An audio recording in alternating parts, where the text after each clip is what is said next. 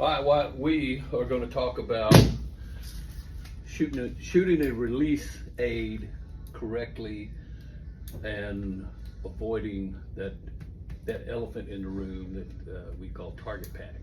Mm-hmm. And totally unrehearsed. We hadn't even talked about that. In fact, he started talking about it, and I said, "Shish, we're just going to go. We're just going to roll with it." All right. So, what, in your opinion, is the most important part about shooting with a release?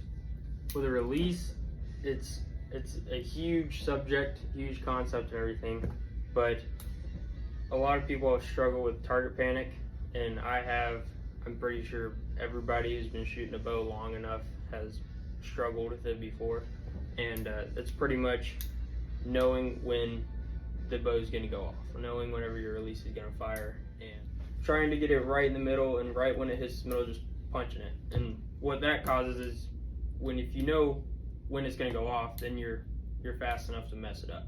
Correct. So if you don't know when it's going to go off, you're not quick enough to mess it up. So a lot of people, it'll look, you can, a good way to tell if you have target panic, if you can't already just feel it, is video yourself shooting. And if you can visibly see your finger just twitch like that and the bow goes off, then you probably got target panic.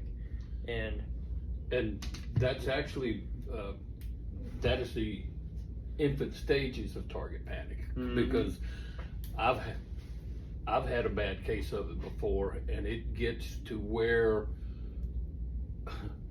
it happened to me on a hunting trip. It was a shot at 15 yards. It was too easy. I draw back. I saw my peep, saw my sight, saw my target, bam, and I missed. And it really made me mad. But it was just, and it's hard to explain. If you've never had full-blown target panic, you can't explain it. But if you've had it before, everybody knows what we're talking about. And it's, you absolutely cannot put it on the dot without shooting. Yep. I mean, I've been working with people before, and I didn't do it, but they got the full draw, and I acted like I put my hand in front of their arrow, and I knew better. I wouldn't do it.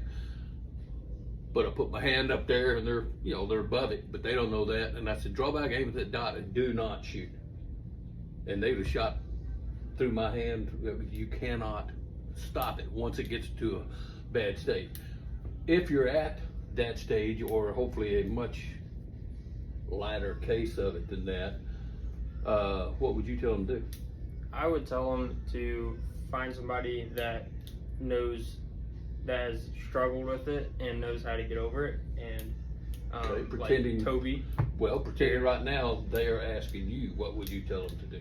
I would tell them to get a shot trainer, get your release, shoot blank bail a lot, shoot with your eyes closed, take your sight off. I mean, just come get, if you need help with learning how to shoot a release aid properly in general, like either a wrist strap or a button, come get a lesson, and we can show you how to do that the proper way.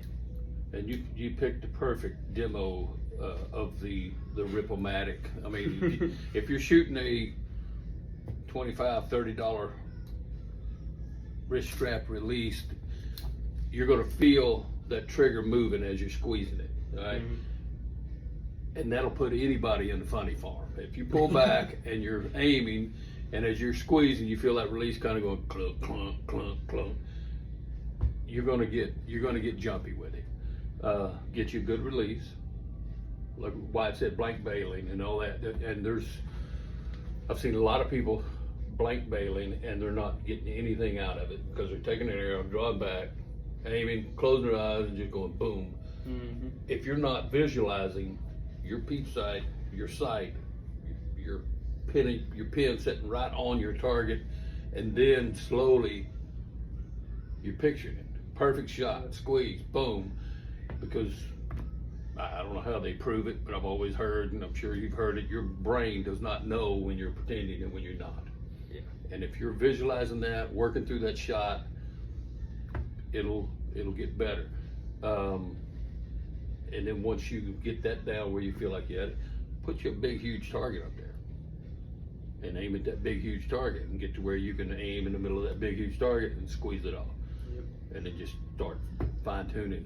But the key, I mean, there's a lot of very, very important parts of making a good shot, but I don't think anything is more important than not knowing when that arrow is going to go off.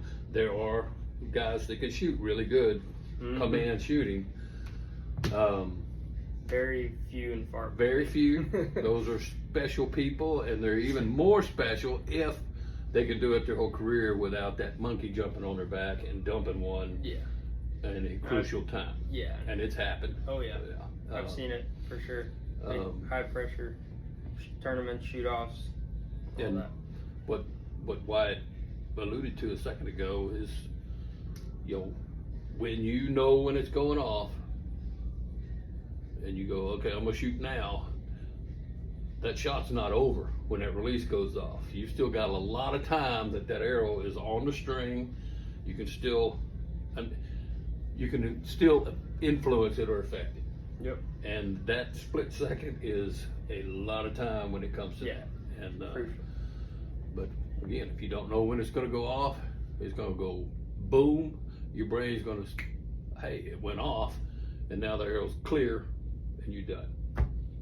All right. I also see a lot of people start off with a wrist strap, which there's nothing wrong with shooting a wrist strap release. I shoot one for hunting, shoot it well, but a lot of people will start off with a wrist strap. They find themselves with target panic, and they're like, oh, I need to change releases. So usually they'll go to a thumb button, and then they just do the same thing with a thumb button.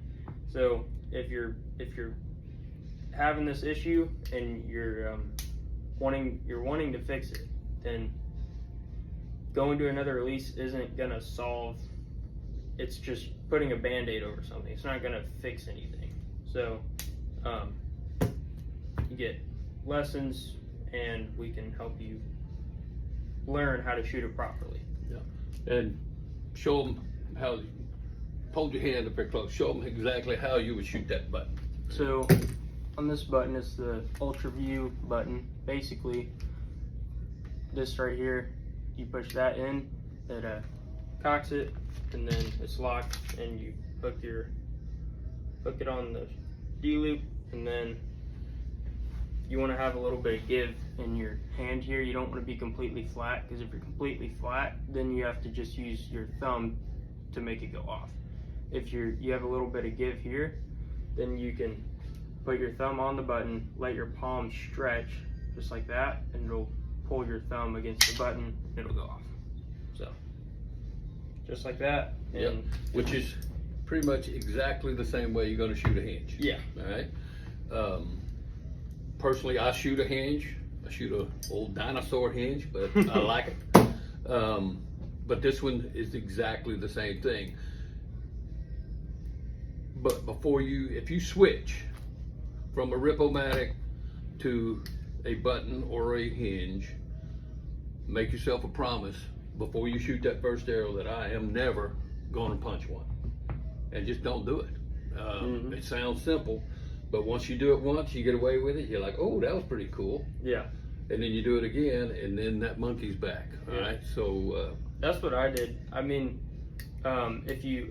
what I did whenever I had target panic was I was shooting one of these, and it wasn't super bad to where I couldn't even put my pin on the target, but I was definitely helping it. And I started shooting a hinge, and I started off the right way, learning how to shoot it properly, thanks to Toby. And eventually I got used to the not knowing when it's going to go off. And then whenever I went back to shoot one of these for hunting, I wasn't punching it anymore. I was actually able to be calm and pull through it and shoot it the right way. Yeah, and it's hard at first you've got to, what's the right word I'm even looking for? You got to give up that control of exactly when it's going to go off. And the first few times it goes off, and I joke, Well, I jokingly tell everybody the first time you do it right, you might pee in your pants just a little bit, all right? Because it's going to be, oh God. Yeah. But you get used to that really quick, and then any shot that doesn't feel like that, those are the ones that feel horrible. Yeah. You know. But again, it's if you don't know what's going on, if you're not quick enough to screw it up. Yep. But we just decided we were going to talk about shooting releases of target panic. And but Wyatt has made amazing bounds. He shoots really good, and he's young and steady. I miss those days, but that, yeah, of course, I was reminding myself of something else. When you start your squeeze, and this is a do as I say, not as I do thing, all right? My acceptable shot, my acceptable hold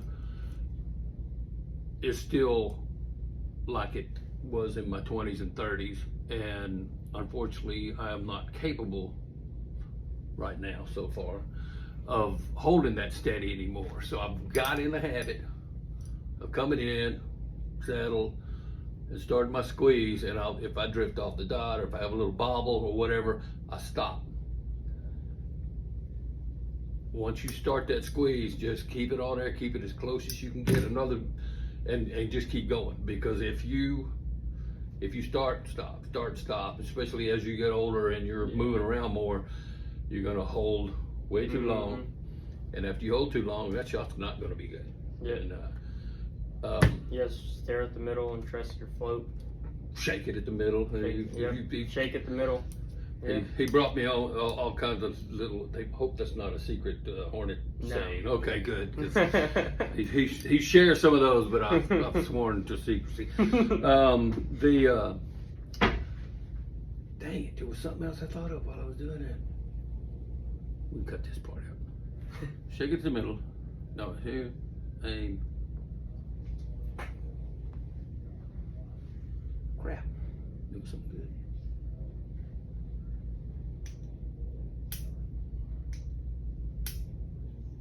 Must not have been that good.